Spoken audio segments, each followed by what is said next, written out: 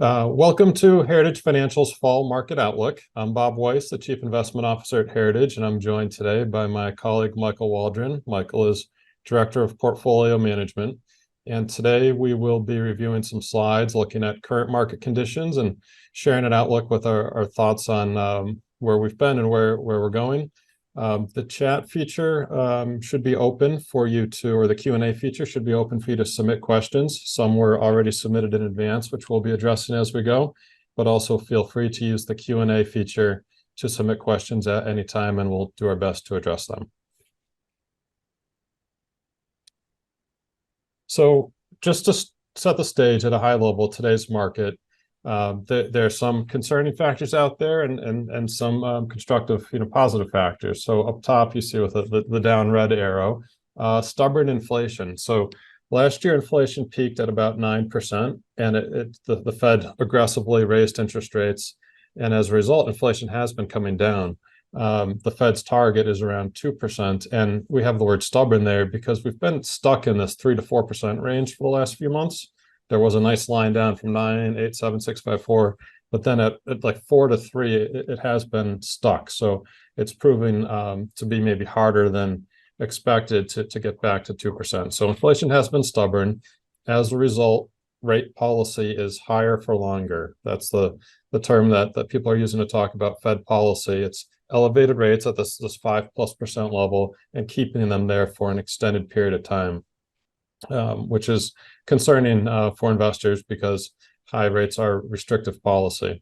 The third point here that ties directly to high rates is it's expensive.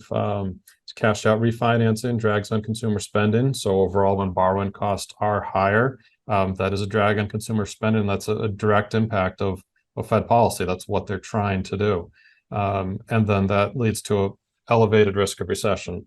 On the positive side, soft landing transitions into start of a new cycle.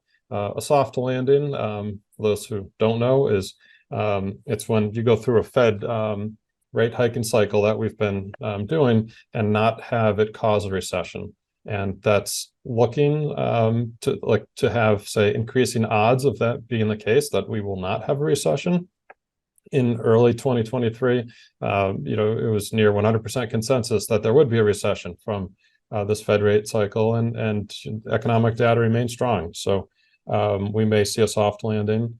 Inflation approaching target range. So while it's not at 2%, it's been going in the right direction and we're getting close to the target range.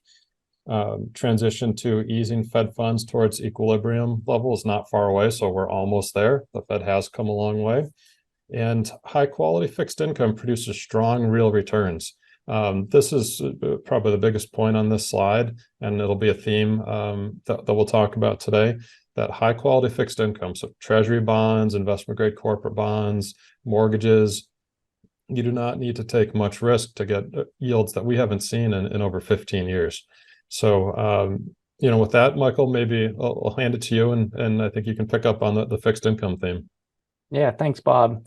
And I agree, the idea of higher for longer and the idea of attractive fixed income is really important. So let's step back for a minute. Let's look just before the rate hiking cycle started, and let's see what we've had as kind of the evolution of interest rates. So what you have on the screen right now is the very beginning of 2022. The Fed funds rate 0 to 25 basis points, so you got essentially nothing for being in cash. The yield curve was positively sloped, so rates were increasing as a function of maturity, but rates were really low. So you go all the way out to the 10-year point and you get 1.5% on fixed income. Really not an attractive asset class in a portfolio. You're putting it there for volatility reduction, but there isn't a lot of return potential in it. Now we go through the year of 2022, and obviously what you have is rates rise at all maturity levels by quite a bit.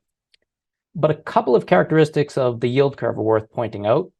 The first is the very short end. So if you look between the 0 and 1 year point, you see that the yield curve was building in anticipated rate hikes.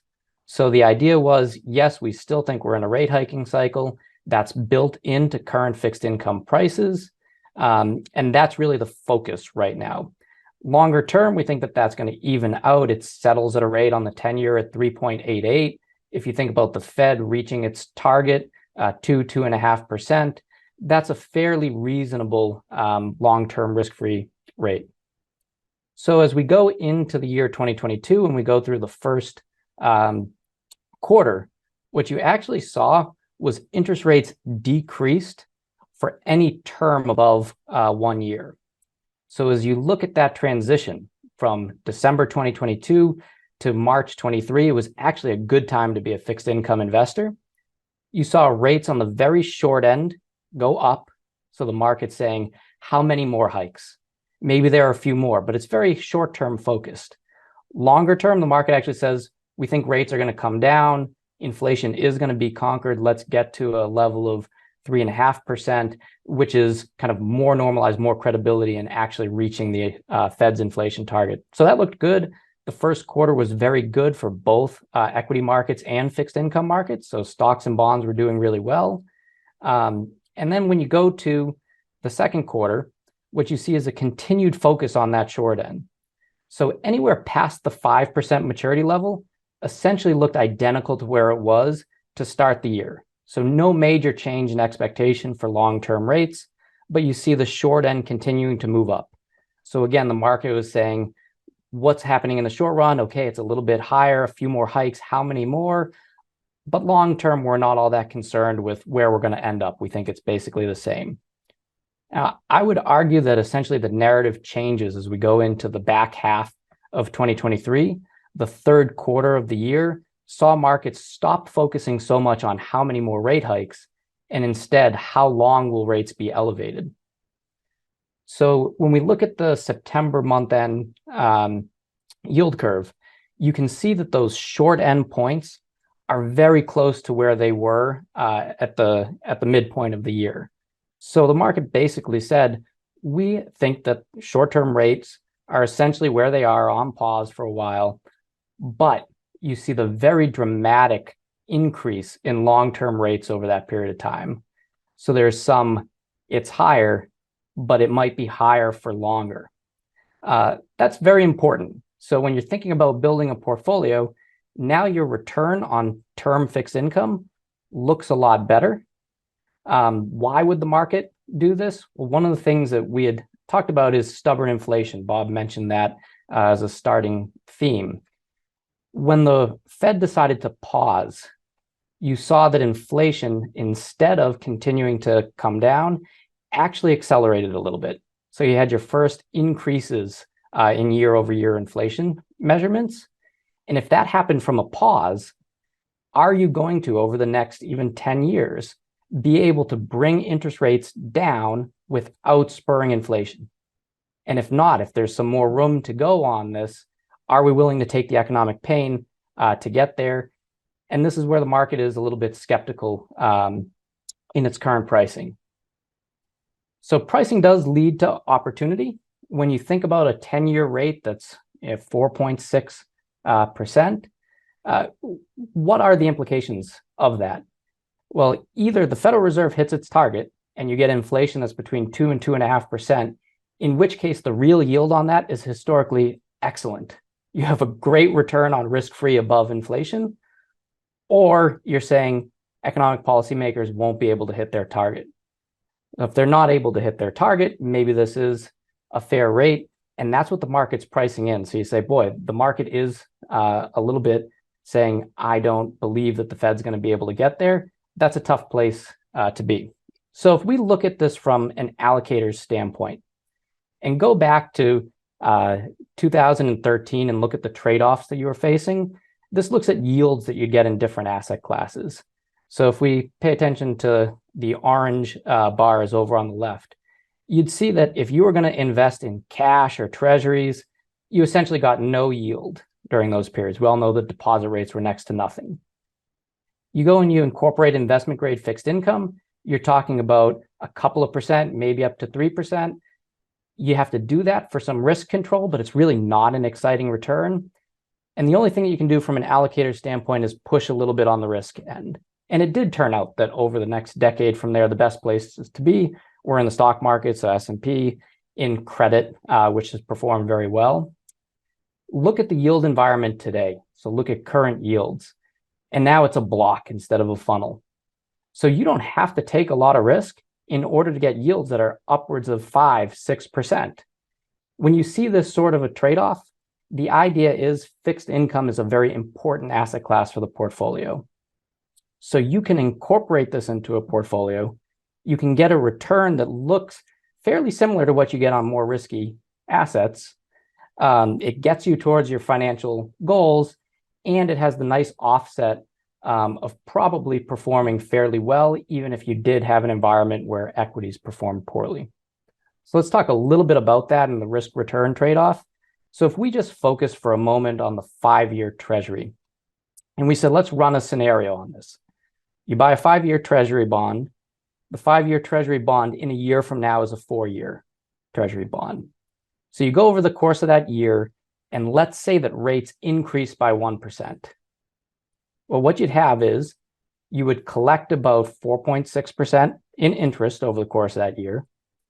You'd lose just about 4.3% from the price going down based on rates being higher, and you'd wash out at positive 30 basis points. So a reasonable downside in a bad environment where rates do increase from here at that point by over 1% is a 30 basis point gain. Now you take the opposite scenario. Let's say that rates came down by 1% from where they are today, which would be more consistent with where the Fed expects inflation to settle, which would be consistent if we ended up hitting a recession and you started to have easing in policy. Well, now you collect your 4.6% coupon and you get capital appreciation. And that brings you up to about 9%. That's a really good return. That looks like a stock market-like return. It's a big offset in the portfolio. So when you think about a fixed income allocation today, having some term in your fixed income is a very valuable part of constructing a portfolio.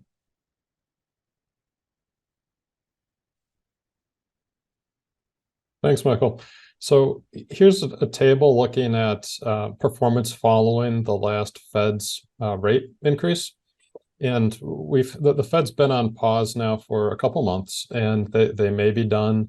Maybe they're not done. There may be another rate hike or two that could be needed. But I think consensus is that they're probably done raising rates, and it's more hold at this level. So looking at the last 5 rate hiking cycles here, you see the first column is date of last Fed rate hike, pause, followed by pause, months till they cut. So how long were they able to hold rates at a peak level? And its average is about 10.7 months. So they increase rates like a staircase, and they're able to hold at that peak level for about 10 months. And then the last 3 columns, so the forward 3-year return from date of last rate hike. And the 3 asset classes we're looking at here are the Bloomberg Ag. So that's core bonds, treasury, think intermediate term treasury bonds, corporate bonds, government agency bonds like mortgages, followed by T-bills, 1 to 3 month treasury bills. So very short-term treasury bills, which and the T-bill column is similar to money market yields. And then lastly, the S&P 500. And we have this chart on here for a few reasons. But one is that as the Fed has increased rates, from Michael's charts earlier, you all saw that short-term interest rates are high, so they're attractive. So you can get about 5%, 5.25% in a money market right now, or in T-bills. And we actually had a question, thoughts on equities right now versus the T-bill and chill approach. So, that's an FAQ we get that, hey, when I can get 5% on money market, why do anything else? And that's one of the things this chart looks to address. And the part of the answer is the Fed on average holds at that 5% level, or the high level, for about 10 months, and then they'll eventually cut. And when they cut, the T-bills won't be yielding 5% anymore. So if you were to stick in that strategy and roll the T-bills, you can see the average return is 3.6%. But the Bloomberg Ag, the core bond index, in every period here outperforms T-bills. And this is a little, you could say, unfair because, well, of course, you're kind of buying into bonds at the peak of a rate hiking cycle. But from there, you not only get the yield, but the Bloomberg Ag has a longer duration, longer maturity. So you're buying longer term bonds when rates are high. So you're capturing higher coupons and you're getting some capital appreciation, because with bonds, when rates go up, the price goes down. And when rates go down, the price goes up.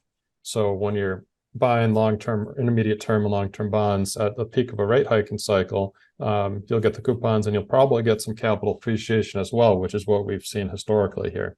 So you see the Bloomberg Ag has a pretty good record when you're allocated to it at the end of a Fed rate hiking cycle, which we think we're near.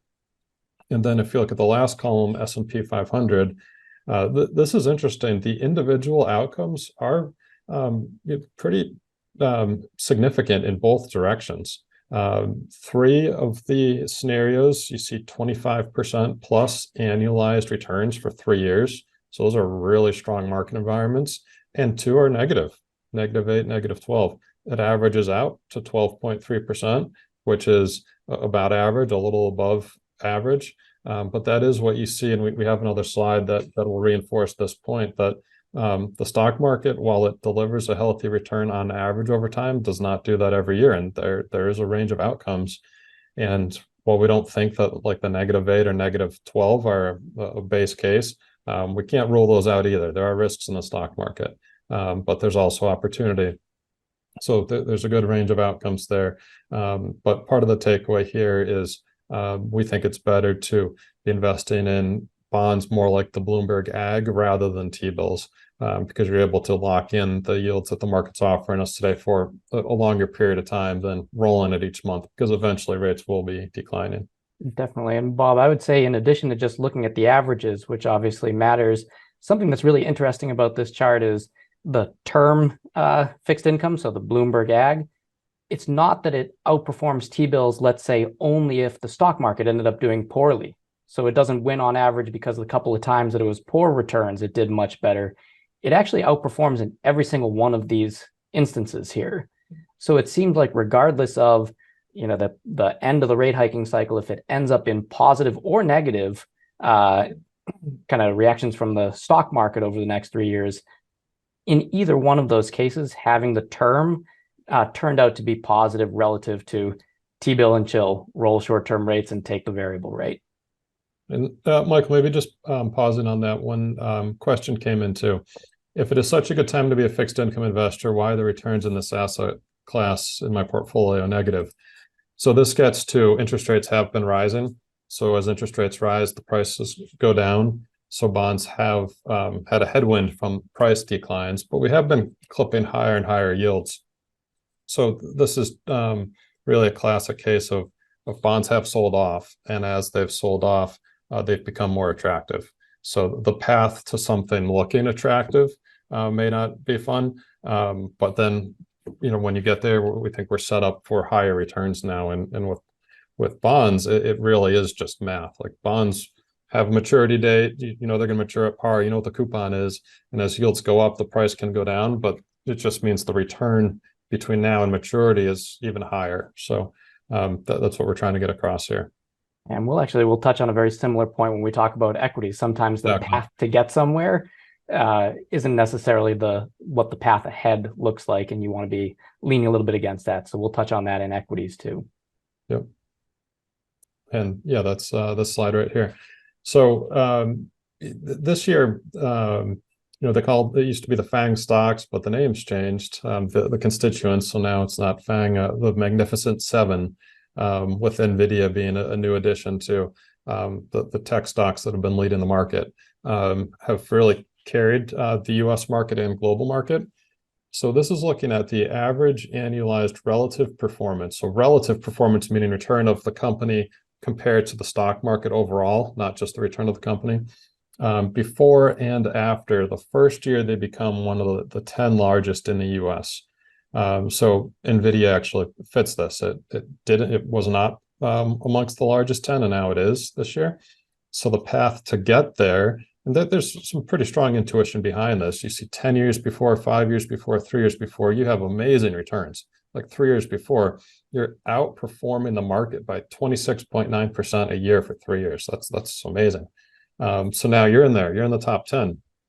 And if you look at the stock that is in the top 10 now that just got there, the 1, 3, 5, 10-year results are awesome. So people might be thinking, this is a great stock, I should definitely own it. But what happens after you get to the top 10? Well, for the next 3 years, 3 years after, you deliver about a market return on average. See negative 0.1, so 0.1% below the average return of the market.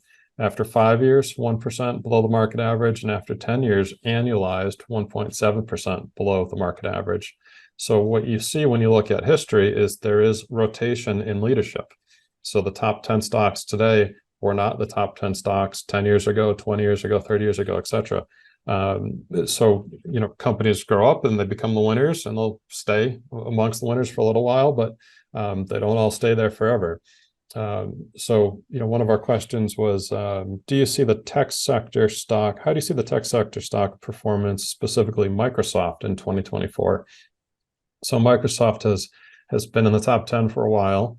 And we looked at it. It has a $2.5 trillion market cap, trades at about 35 times earnings. So a hefty premium to the market average. So that's where we look at this and say, yeah, history shows that it should hang in there and do about the same as the market, but probably underperform by a little bit over time, because it is large and has a large valuation, and probably will not be able to deliver the returns that it's done over the last 10 years over the next 10 years. So this is similar to the bond story, where there's a saying in investments: past performance is not indicative of future results. So if you look at bonds over the last 3 years, the returns don't look good because yields have been going up. But what does that mean about the future? It means expected returns are higher. You look at the large stocks in the US that have become the biggest companies, the last 3 years, the returns look great, and that's how they've become big. But that does not necessarily set you up for great returns over the next 3 years. Yeah, I agree. And when you think about some of this, and just to use that Microsoft example for a moment, I would say that markets are very good at capitalizing new information into it quickly. So when you see something like Microsoft, obviously what's kind of coming into that question is some of the AI stuff and how much that's worth. Well, sure, that's in there, but that's already been capitalized into price. So even if you have that play out very positively, a $2 trillion market cap builds a lot of that in already, and you're essentially starting from a line that looks more like the market's bogey for return, not just getting the additional growth that comes out of that very attractive opportunity. So here's one more slide that we think is interesting. This is kind of a timeless chart: U.S. equity market return distribution. So, people will ask, what do you think the stock market's going to do next year? And maybe if you read things like a Barron's magazine roundtable, they'll have all the experts with their, annual forecast. And, a lot of people will say, well, stocks, I expect a 8 to 10% increase next year. And you might think that's a pretty safe bet because it's about the historical average. What this is showing is the bars are in 10% return bands for calendar years. So on the far left, you see there's one instance where the return was between negative 50 and negative 40%, followed by 2 instances where calendar years did between negative 30 and negative 40. And then you see all the way to the far right, 1 year where the stock market returned between plus 50 and plus 60. So what's interesting are 3 bullet points above. Positive returns occur nearly 3 out of 4 years. So about 75% of the time, you get a positive outcome in the stock market. The second one I find amazing. Only 3 out of the 97 returns were between 7 and 11%. So if you take that as about the average return, let's say I said 8 to 10, but even if you extend it plus 1 to 7 to 11, only 3 out of 97 years did you actually get an average outcome in the stock market. And the most frequent outcome is the plus 20 to 30% return, where that happened 22 times. So when you look at the stock market, you do get these plus 20, plus 30, plus 40% returns. And then you also get the minus 20s, and that averages you out to, about a 10% return. So back to the question about T-bills and investors keeping cash on the sidelines. The risk is that next year, if you think of, think of a jar of ping pong balls and you pull out a ball, and that's the number the stock market does next year. If we pull out next year's number and it's a plus 25, you miss out a lot by not participating, by trying to time the market and holding cash. And then what do? Do you then say, well, I made a mistake and I got 5 and the market did 25 and you get in? Most people behaviorally will no, they'll it's called anchoring. They'll anchor in or loss aversion and say, I don't want to get in now, that'll be admitting defeat, and sit on the sidelines, and the markets could keep running. And then it becomes a very costly mistake to try and time the market. So we don't know what will each year will bring. And the dispersion in stocks is large, but overall, 3 out of 4 years are positive, and there are a lot of very strong years. So as it relates to the stock allocation, we do recommend that investors have a reasonable allocation and stick to it and not try and get too cute there.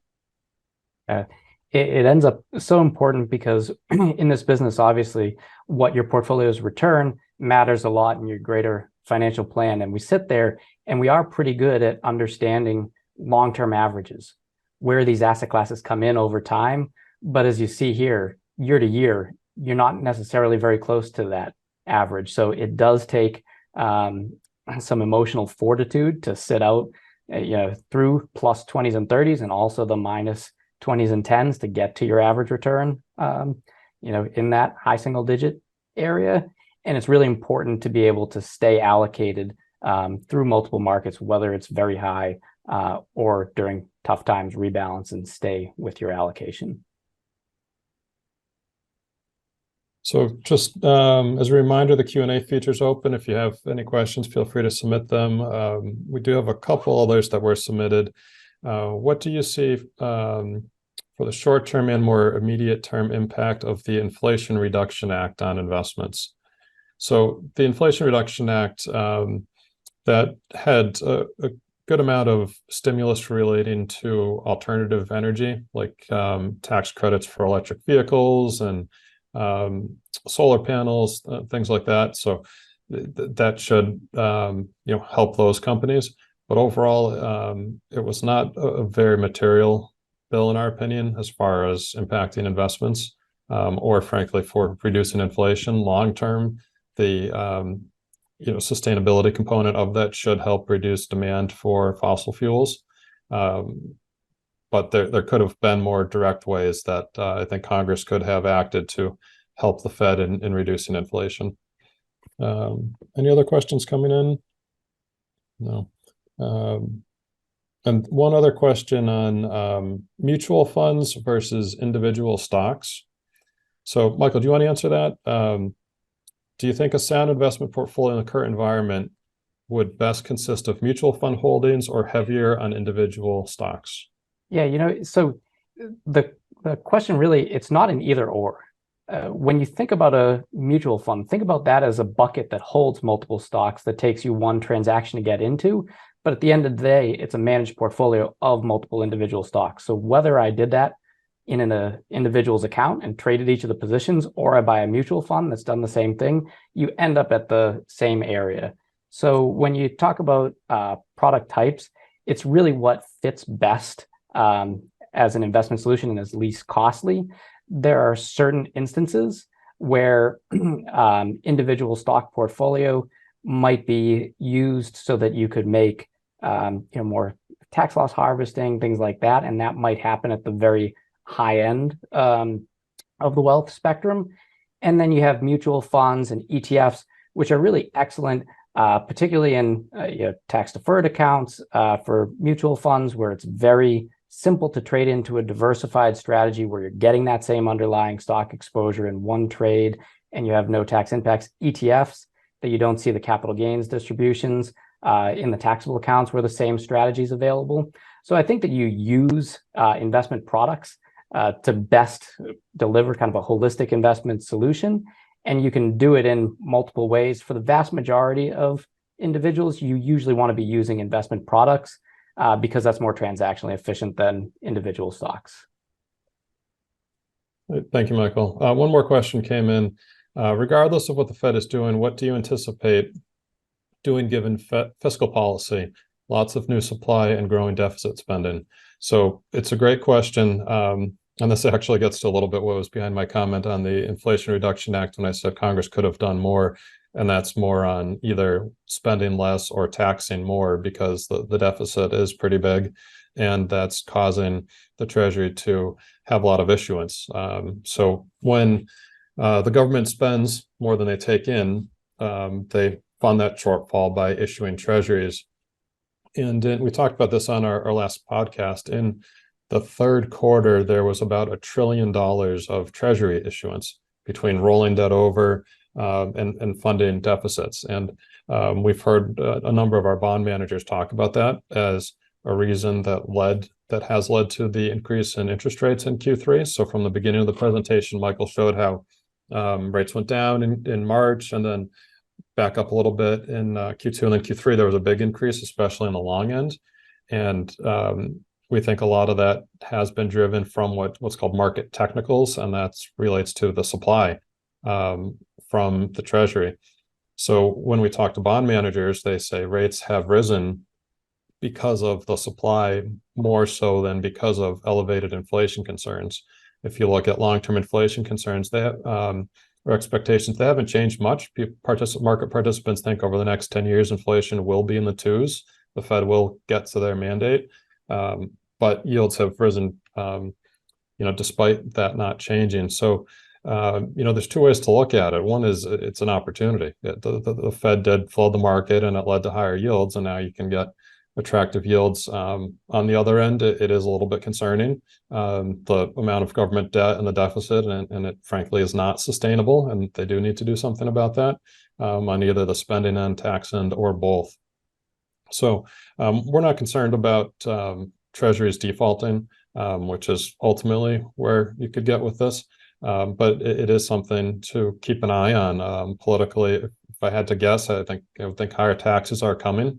And it's just a matter of time and who they'll be taxing. And to some extent, that's already set. A lot of the Trump tax cuts will be expiring. And as those expire, taxes are set to increase, both at the income tax level and the estate tax level. So get into the weeds a little bit on tax policy, but that's, on those topics, that might be something to talk to your wealth management team about as well, especially on the estate tax side, as there was a recent change in Massachusetts that impacts a lot of our clients, and federally in the next couple of years, there'll be some changes as well. Yeah, and definitely when you think about this, it's not necessarily regardless of the Fed. Fiscal and monetary policy affect one another. So when you think about what happens on the fiscal end, if you had lots of additional spend, lots of additional kind of inflationary stimulus measures, and then the Fed's goal is to keep inflation down, price stability, you would have to see the Fed's reaction be higher interest rates longer. And then vice versa. If you have a little bit more control on the fiscal end, you might give the Fed a little bit more slack. So I think those two integrate. It's not, one or the other, regardless of the other. It's how they react with one another. So we've had the slide up. Are your investments positioned for a changing environment? I know we have some guests. If you're not a client of Heritage, you can reach out to our team at letstalk@heritagefinancial.net. There's a phone number. We also have a blog and our Wealthy Behavior podcast that we encourage both clients and non-clients to check out. We record twice a month. And some disclosures. And I think with that, we'll conclude today's webinar. So thank you, everyone, for joining. We appreciate your time.